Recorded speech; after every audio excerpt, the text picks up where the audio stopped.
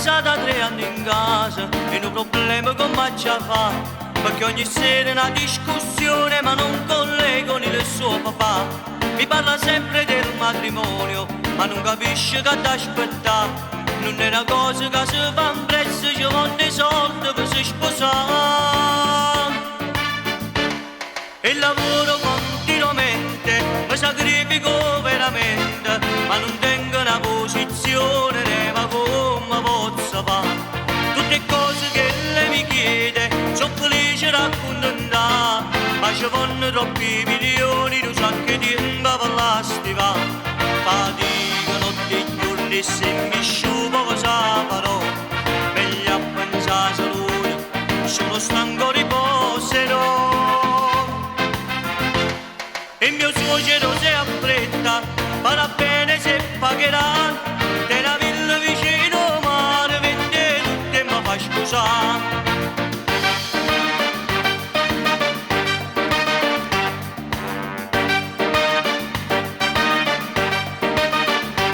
La mia ragazza va a stanzietta, si le barocco che costa di più, e già mi ha detto che la cucina era scavolini sa pigliare. Ha scelto pure già il ristorante in un grande hotel, una novità, con l'orchestra e cantante buone, se mi d'accordo la già chiamata. E lavoro continuamente, mi sacrifico veramente, ma non tengo una posizione, né ma come posso fare? Tutte cose che lei mi chiede, sono felice raccontare, ma ci vanno troppi milioni, non so che tempo per la stiva.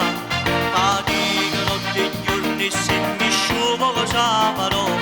Meglio a pensare salute, sono stanco riposerò.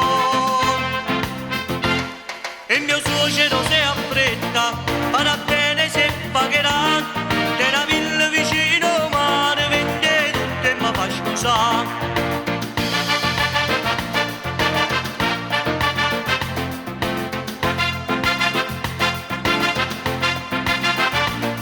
Fatica notte e giorni se mi sciupo cosa farò? Meglio a pensare salute, sono stanco riposerò. E il mio suocero si affretta, farà bene se pagherà,